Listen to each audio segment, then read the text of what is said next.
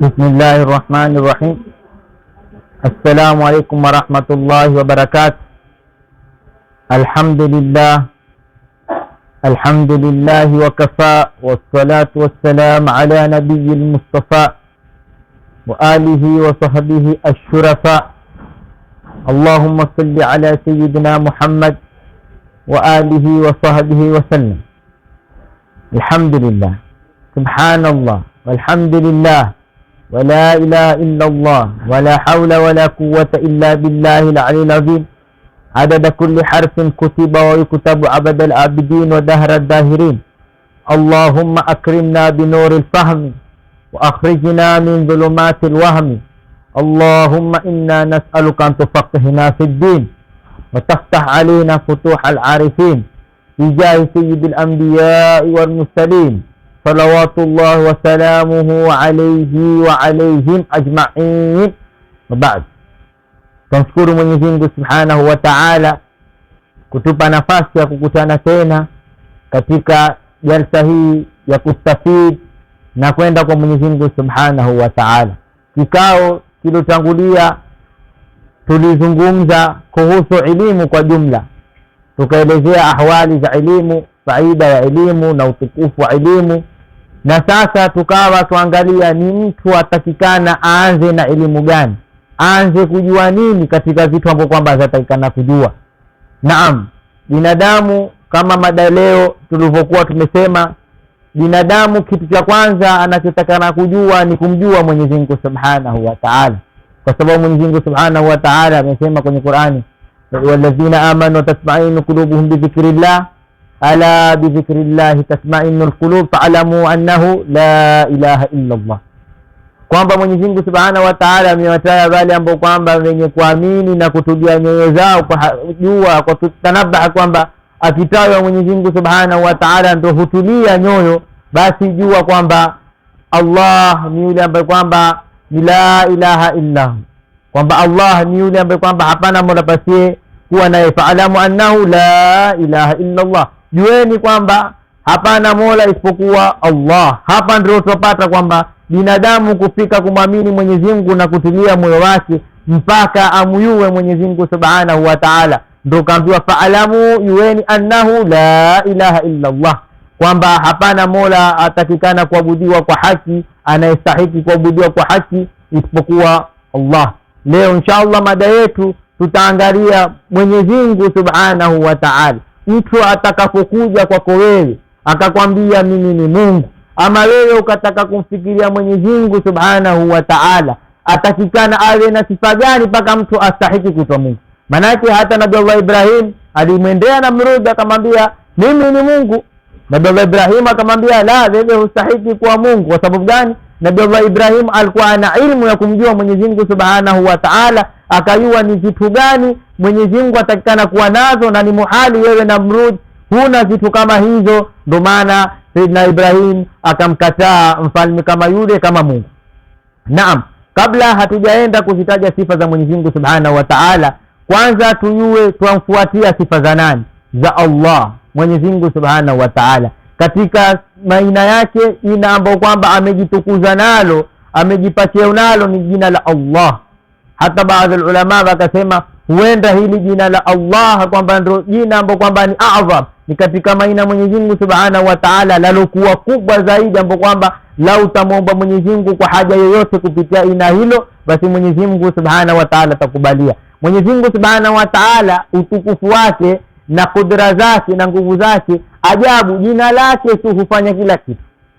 Hata yeye sisi tumuomba Mwenyezi Mungu, tuamwabudu kupitia jina, tuamuomba kupitia jina, tumtukuza kupitia jina.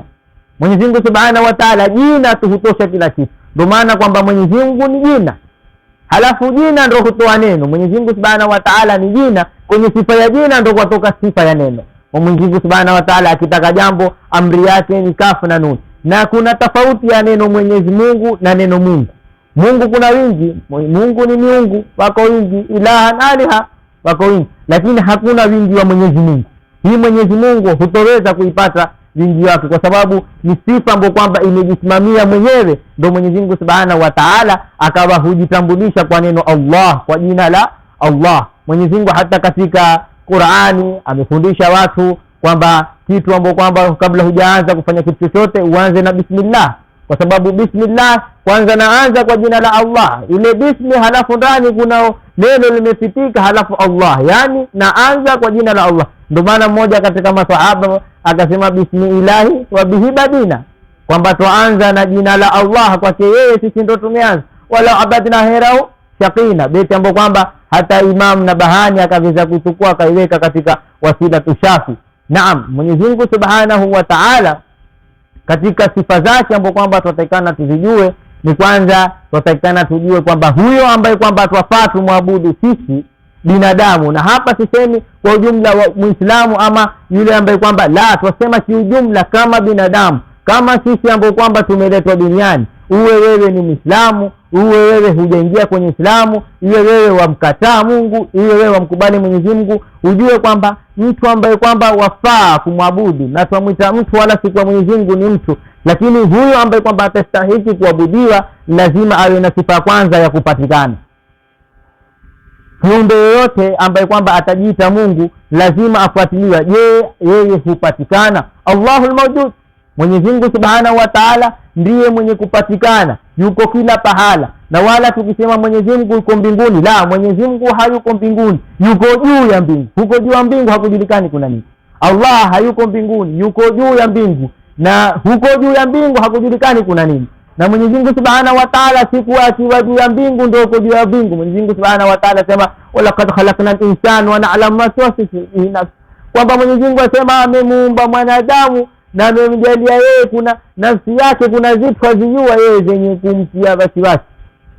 Wa nahnu aqrabu ilayhi min hablil warid, kwamba Allah Mwenyezi Mungu Subhanahu wa Ta'ala asema sisi, yani ile neno sisi kumaanisha yeye kujitukuza kwa sisi kwa ujumla, tuko karibu kwake kuliko uzi wa moyo wake. Mwenyezi Mungu Subhanahu wa Ta'ala twapata huko mbinguni, halafu twapata huko karibu. Hizi zitu ukizipima kwa akili utaziona haziingiliani, kuweko juu na kuweko karibu ya kamba ya roho. Kamba ya roho haiko mbinguni, kutuonesha kwamba Allah Subhanahu wa Ta'ala tukampa sifa ya kuwa mbinguni, lakini Mwenyezi Mungu Subhanahu wa Ta'ala yuko na sisi kila wakati. Kwa hiyo kitoka mtu akasema yeye ni Mungu, lazima tumfuatilie. Naam, kabla ya mwaka 2010 ulikuwa uko wapi?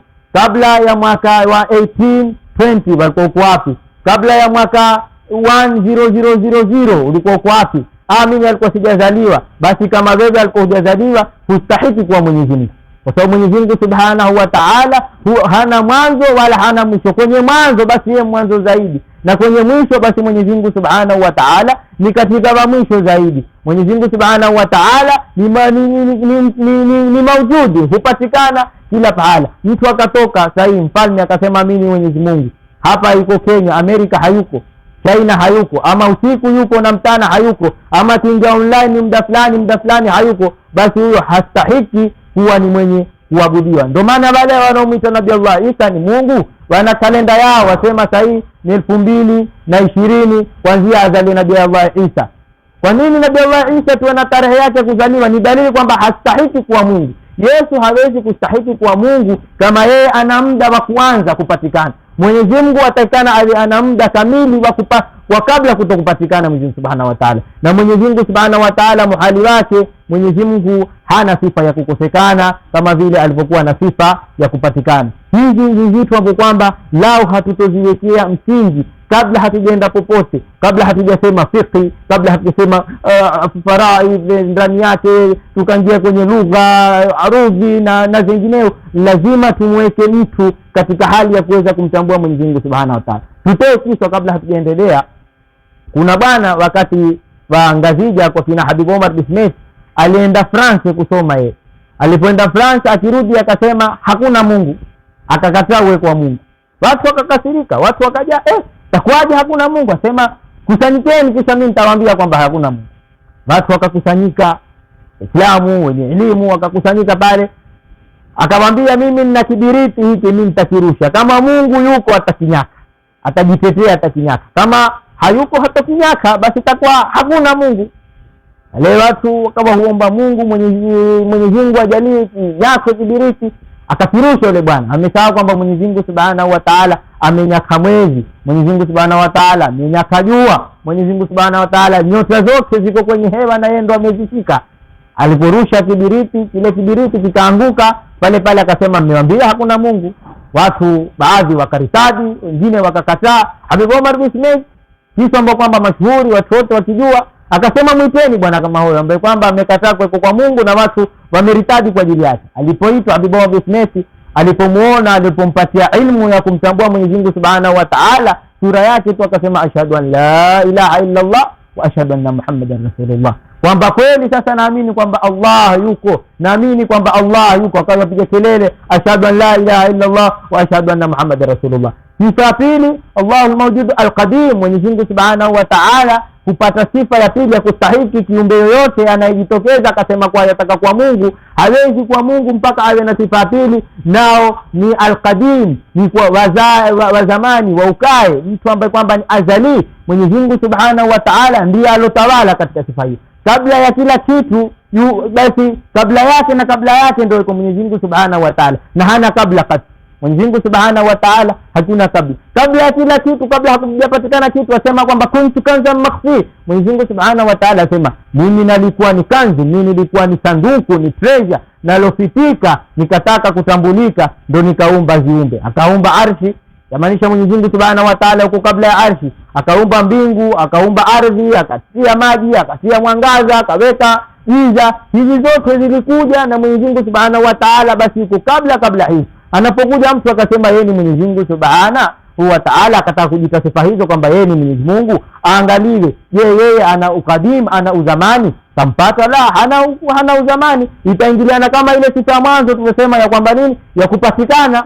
Tamuona hana sifa ya uzamani. Wallahu al-Mawjudul Qadim, Mwenyezi Mungu lazima sifa ya tatu au al-Baqi, huyo anayetakana kuabudiwa awe ana sifa ya kubakia, kwa sababu kila kilichokuwa duniani Mwenyezi Mungu asema kullu nafsin dha'iqatul maut, kwamba kila nafsi itaonda mauti. Malaika walikusanyika wakasema kama nafsi zitaonda mauti, sisi hatuna nafsi, sisi ni malaika hatukuumbwa na nafsi. Nafsi ni nini? Nafsi ni program, ni kitu amewekewa binadamu ya kuweza kumpatia uhuria wa kutaka kula, wa kutaka kuteka, wa kutaka kustarehe, wa kutaka kusikia, wa kutaka hii ndio nafsi, hii ndio programu ambayo kwamba amewekewa binadamu katika moyo wake na zinde zingine. Lakini malaika hawana nafsi, wakasema basi sisi takuwa labda hatufi, kwa sababu Mwenyezi Mungu asema kullu nafsin dha'iqatul maut.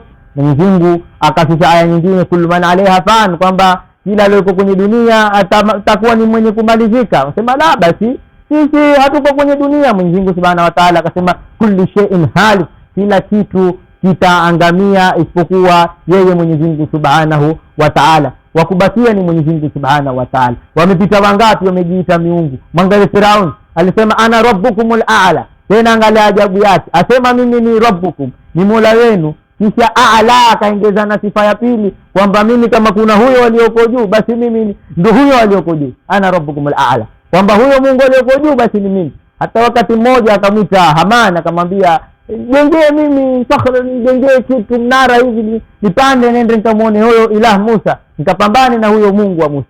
Firaun anataka kwenda kupambana na Mungu wa Musa, azungumze, amwatie cheo cha uungu. Amesahau kwamba yeye ni kiumbe na ni wa kumalizika. Ni wapi Firaun? Firaun amekufa, kuonesha kwamba hastahiki kuwa ni Mungu. Watu waabudu Lata, watu waabudu Uzza, watu waabudu Manat, wasema hawa walikuwa ni viongozi zetu, walikuwa ni watu wema, ni watu ambao kwamba walikuwa tukiwaheshimu, ni watu ambao kwamba tulikuwa tukipata baraka kwao. Wawapi? Haya makaburi tunayoyaona, haya magofu tunayoyaona, zote ni dalili kutuonesha kwamba Mwenyezi Mungu Subhanahu wa Ta'ala ni yeye peke yake, na ni yeye peke yake ambaye kwamba atabakia kwenye ardhi. Watu sema humwabudu Yesu, Nabii Isa, kisha wao wenyewe hutuambia kwamba alikufa. Mtu anayetakana kuabudiwa hatakani kuwa na sifa ya kiumbe mwenzake, kwa sababu binadamu ndio hufa. Mungu hawezi kufa kama yeye ni Mungu, na hawezi kujitolea. Kwa nini ajitolee atake kufa ili atusamehe dhambi zetu? Anayetaka kusamehe si lazima ajisacrifice mwenyewe. Mwenye kusamehe ana huria ya kusamehe. Na al-Baqi al-Mukhallifu, sifa ya tatu, kuwaitwa Mungu watakana uwe ni tofauti na viumbe vingine.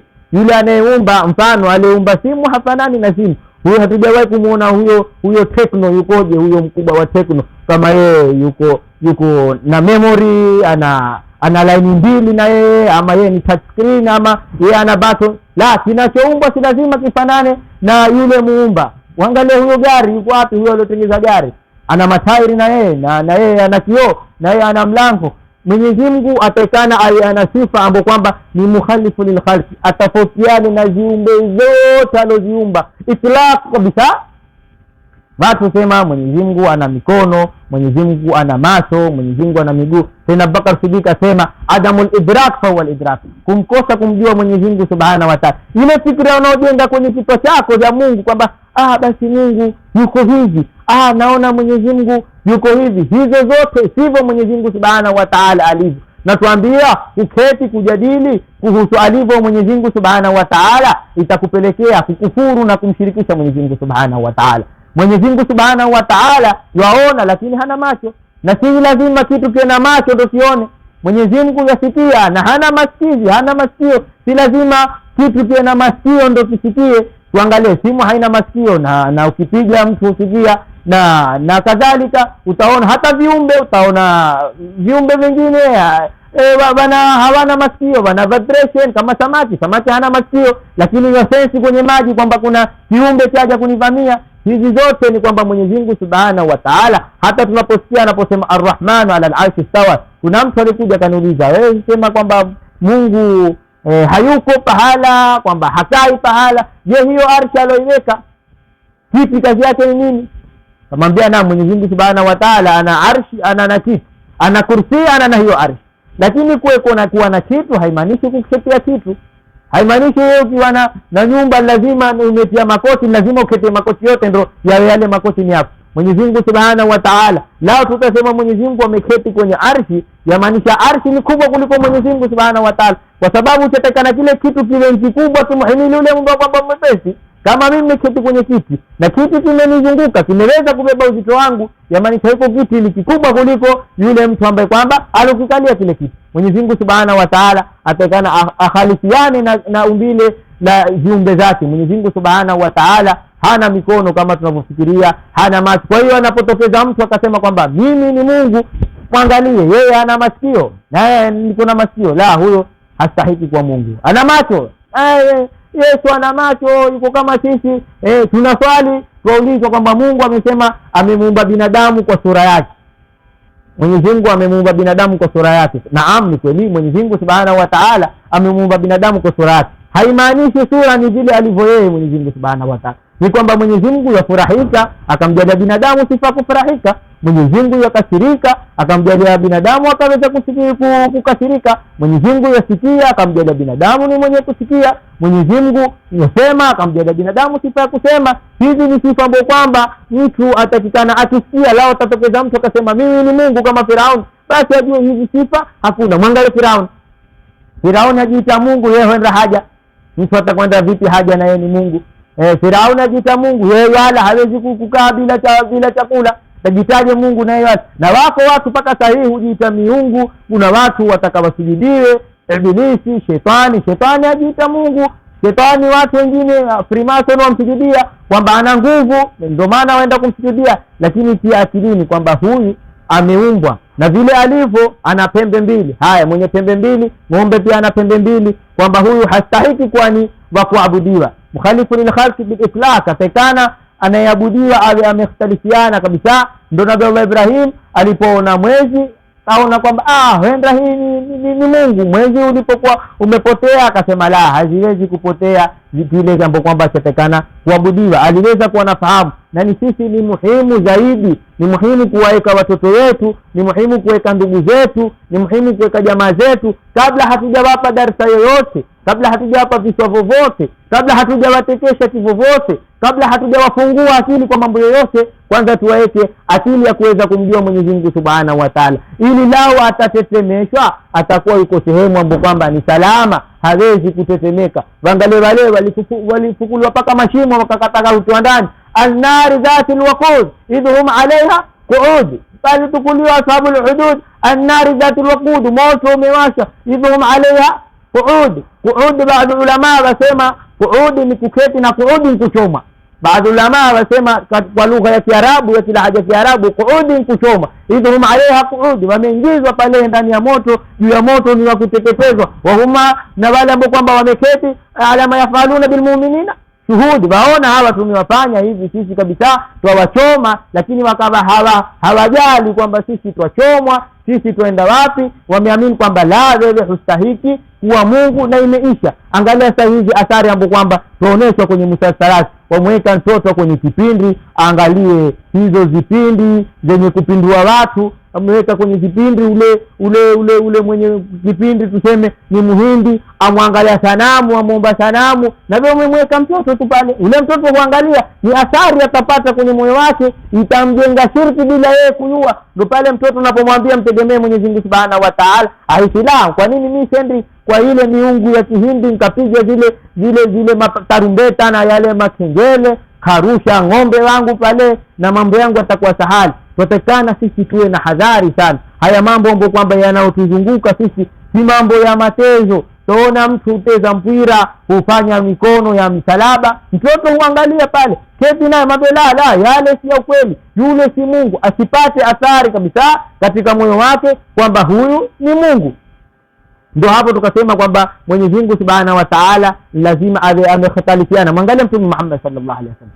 Mtume Muhammad sallallahu alaihi wasallam katu hakuweza kusujudia sanamu.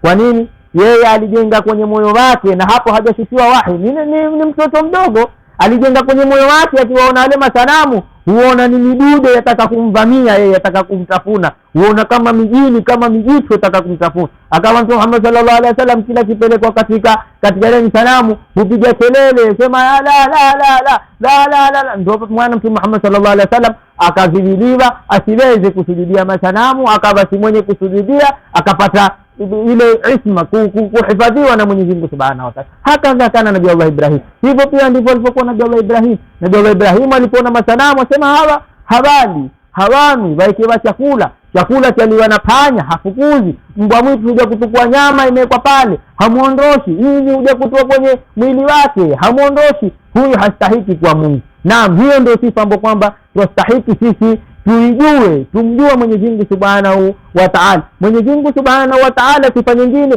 ni ghani. Mwenyezi Mungu Subhanahu wa Ta'ala ni mkwasi. Mwenyezi Mungu hana sifa ya umaskini.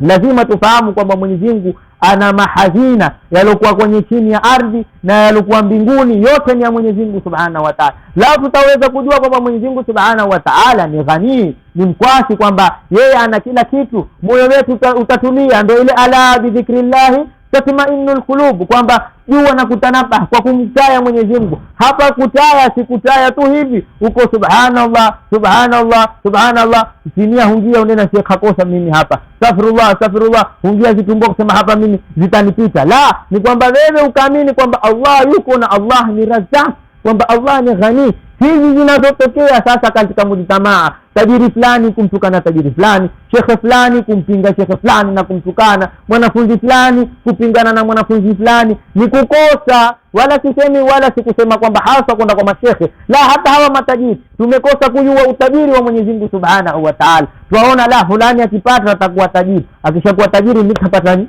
Yeye akishakuwa tajiri yeye majumba yote apate, magari yote akishakupata nitapata nini? Hii ndio huleta mushkil kwenye moyo, ukajenga hasadi na suuma na chuki na kupigana na kuua. Kwa sababu gani? Umekosa kumjua Mwenyezi Mungu Subhanahu wa Ta'ala na utajiri wake. Hakuna alokuja kwenye ardhi isipokuwa amekuja na riziki yake kamili. Hakuna watu kuhusudiana, hakuna watu kutiliana chuki. Haitajiki watu wawe ni watu mpokonya mwenzako riziki. Kati Mtume Muhammad sallallahu alaihi wasallam alimweka mtoto mdogo Abdullah bin Abbas, mwambia, sikiza mwanangu, nataka kufundisha maneno ambayo kwamba yatakufaidisha. Muhifadhi Allah na yatakuhifadhi. Ihfadhillah yahfadh. Muhifadhi Mwenyezi Mungu Subhanahu wa Ta'ala. Kumhifadhi Mwenyezi Mungu si kwa Mwenyezi Mungu atakuwa hupigwa wewe ndio kumtetea. La, hifadhi masharti na sheria alizoweka Mwenyezi Mungu Subhanahu wa Ta'ala. Yahfadhuka na Mwenyezi Mungu Subhanahu wa Ta'ala ataweza kukuhifadhi. Lakini wewe wataka kupata utajiri, wataka kupata maisha ya raha, na wewe humfuati sheria za Mwenyezi Mungu Subhanahu wa Ta'ala. Fikiria tu wewe una tajiri yako, wataka kupandisha cheo, na wewe hutaki kufuata sheria za kampuni. Utapata vipi cheo? Na hivyo hivyo ikiwa wewe wataka cheo kwa Mwenyezi Mungu Subhanahu wa Ta'ala, wataka utajiri kwa Mwenyezi Mungu Subhanahu wa Ta'ala, jipendekeze kwa Mwenyezi Mungu Subhanahu wa Ta'ala. Binadamu wote lao watakusanyika hawana chochote mbele ya Mwenyezi Mungu Subhanahu wa Ta'ala. Ihfadhillah yahfadhuk, ihfadhillah tajiduhu tahak. Wewe muhifadhi Allah sheria zake, utamkuta yeye kijahaka amekukabili, yuko mbele yako, utaona yeye ndo amekushika mkono. Fa idha sa'alta fas'alillah, unapoomba, unapoamua kuomba, basi muombe Allah. Usiwe na hamu kwamba lau huyo tajiri utakwenda kwake, umejipendekeza wewe, wataka kupandishwa cheo, umeambiwa ukaswali, umekuwa huendi kuswali wewe. Ikifika dhuhuri sema mimi nitatanganya dhuhuri na alasiri na magharibi na ishai pamoja na ile alfajiri, zote nitatanganya kipindi kimoja, bora nisikose cheo mimi kwa tajiri. Naam, umejitahidi hivyo, kesho uenda kupandishwa cheo, uharibu kitu kwenye kampuni, cheo utapata wapi? Yote nini? Yote yako katika kudra ya Mwenyezi Mungu Subhanahu wa Ta'ala. Mpaka turudi kwa Mwenyezi Mungu Subhanahu wa Ta'ala. Unapoamua kuomba, muombe Mwenyezi Mungu Subhanahu wa Ta'ala. Mambo ya Rabbi, dunia hii ina mashaka. Nikiwa maskini mimi nitapata mitihani kwenye dunia. Watu watanitawali, watu watanitesa, watu watanidhulumu. Nitakuwa sina huria ya kusema, ya Rabbi nipatie mali yako. Muombe Mwenyezi Mungu Subhanahu wa Ta'ala. Kuna wakati kuomba utajiri si ubaya kwa mtu ambaye kwamba nia yake ni nzuri. Mwambie ya Rabbi nipe mali niende hija, nipatie mali nitoe zaka, nipatie mali niweze kuweka wakfu, nipatie mali nisaidie wagonjwa. Fa idha sa'alta fas'alillah, unapoomba muombe Allah. Fa idha sta'anta fasta'id billah, wa idha sta'anta fasta'id billah, ama wa idha sta'anta fasta'in billah, zote ziko. Ukitaka msaada, basi taka msaada kwa Mwenyezi Mungu Subhanahu wa Ta'ala. Mwambie Allah ndo akusaidie, mwambie Allah ndo akuinue, mwambie Allah ndo akuhifadhi, kwa sababu Mtume Muhammad sallallahu alaihi wasallam amwambia yule kijana, jua lau watakusanyika watu dunia mzima watake kukunufaisha wewe kwa kitu kimoja, majini, binadamu, mashetani, kampuni zote zitake kukunufaisha wewe, tatu haziwezi kukunufaisha mpaka apende Mwenyezi Mungu Subhanahu wa Ta'ala. Basi kama wajua kwamba binadamu hamfaidishi mtu, una haja gani wewe kumngangania huyo binadamu asiokuwa na faida? Kwa nini humtegemea kwa Mwenyezi Mungu Subhanahu wa Ta'ala ambaye kwamba yeye ameandika yamhullahu ma yasha wa yuthbit? Allah yeye ameandika, lakini Allah ndio mwenye kufuta, hufutwa vitu. Wewe kama umeandika maskini, ukimwomba Mwenyezi Mungu Subhanahu wa Ta'ala aweza kukujalia utajiri. Faida ya dua nini kama sisi henda kwa kadari tu? Ile kadari Mwenyezi Mungu Subhanahu wa Ta'ala ameweka, akaweka na dua kwamba tukimwomba yeye hali aweza kuzibadilisha. Mtume Muhammad sallallahu alaihi wasallam alikuwa akisema Rabbana atina fid dunya hasana wa fil akhirati hasana. Mtume Muhammad sallallahu alaihi wasallam alikiomba mazuri duniani, hakusema la tuache kadari kabisa. Sasa siku hizi tumekuwa sisi hupinga dua mpaka mtu wakati wa kula pia huona pia makosa, ufai kutia dua ya kula. Ukitaka kuinuka husikia labda haifai kusoma dua ya kuinuka. Tumezipinga mpaka zimepingika, zimekuwa sasa hazitumiki kabisa. Ukitaka kumuomba wewe, muombe Mwenyezi Mungu Subhanahu wa Ta'ala, na ujue kwamba Mwenyezi Mungu Subhanahu wa Ta'ala mpeke yake mwenye kukusaidia. Mfano nikitoa riski, ile riski iliyoandikiwa ni ile ile. Kama wewe utakuwa tajiri, basi hata ukatulia utakuwa tajiri. Na kama wewe umeandika umaskini, hata ukaenda mbio vipi, huwezi ukaleta kipande cha mkate kwenye sinia. Kuna bwana mmoja Sayyidina Ali bin Abi Talib alipokuwa anataka kuswali, amemshika ngamia, ataka kuingia kuswali, akamwona kibarobaro, akamwambia ya shab, njoo mshike huyu ngamia, manake nikimwata atapotea njia. Mshike mimi ndio ndani niswali, halafu ukitoka utanipatia mwenyewe niendelee na shughuli zangu.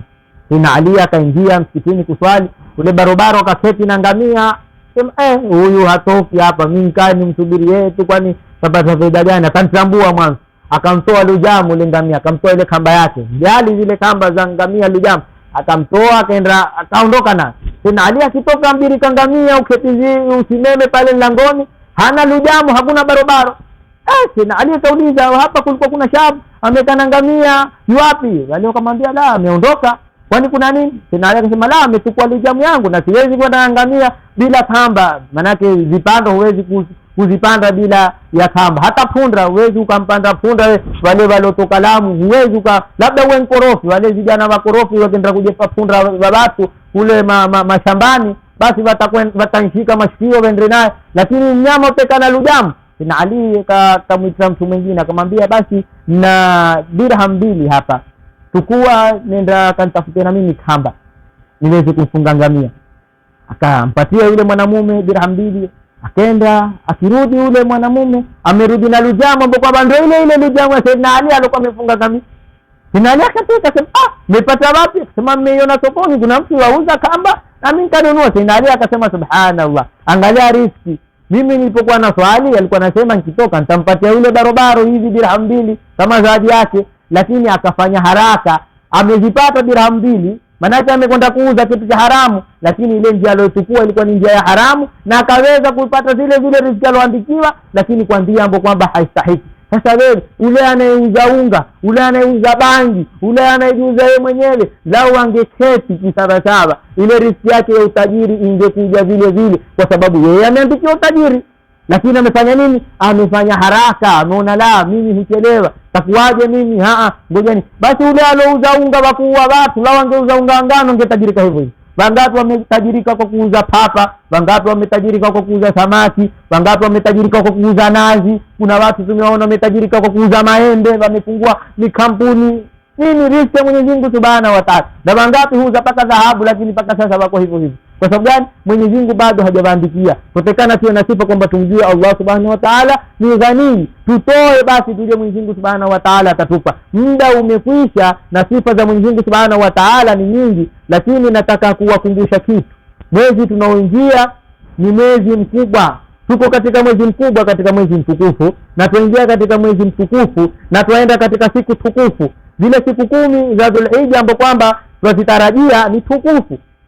Ni siku ambapo kwamba tusizilate zitupite hivi hivi. Ni masiku ambapo kwamba ni makubwa, ni masiku ambapo kwamba tutakana tuyapiganie. Kuna na Arafa, tuitahidini sisi tuweze kufunga saumu ya Arafa, kwa sababu mwenye kufunga Arafa husamehewa dhambi zake za miaka miwili ya kutangulia mwaka na mwaka ambao kwamba utakaokuja. Na zaidi kuna na Idul Adha. Mara hii tutarajia vingi wetu hawakwenda hija, senti zimebakia kwenye majumba. Basi tupatilizeni katika idi hii. Kutinda ni muhimu. Kuna watu waona mwenye kutinda ni tajiri fulani tu. Wajua siku hizi tumeifanya masikini mpaka tumefukarika kwa kujiita masikini. Mtu umepata fitri alikuwa atoe na mimi masikini. Mtu sasa tapata mbuzi, mimi masikini sifai kutoa, bata niletewe. Tujitahidini, na kama ni maskini kweli na tukusanyike watu 40, tununue mbuzi mmoja na Mwenyezi Mungu ataangalia nia yetu. Tumpinde mbuzi mmoja kwa mchango wa watu 40 na tutapata thawabu. Tusiwache thawabu za kutinda. Watu kutamani kila mwaka wapate nafasi ya kutinda. Mtume Muhammad sallallahu alaihi wasallam alikuwa akiwahimiza maswahaba zake waweze kutinda, kwa sababu Idul Adha ni idi ya kutinda, na hutindwa baada nini? Baada kuswaliwa salatul Eid. Usitinde kabla ya Eid. Tupatiliza siyui mpaka Alhamisi inayokuja itakuwa ni Arafa, hendra itakuwa ni Arafa, itakuwa muda umetupita. Kwa hiyo tupatiliza muda kuambia baada ya swala watu watatinda, na mashekhe wengi. Kuna Sheikh Uthman, yeye ni mahali yake ya fikhi, atazungumzia, na maustadhi wengine kina Ustadh Hatim na maustadhi wengine ambao kwamba wako katika page hii, katika account hii Al-Shifa wataeleza zaidi. Lakini ni jukumu letu. Mabarobaro, nalosikitika, mabarobaro hawatindi. Usijiri wazeeke ndio wapate kutinda.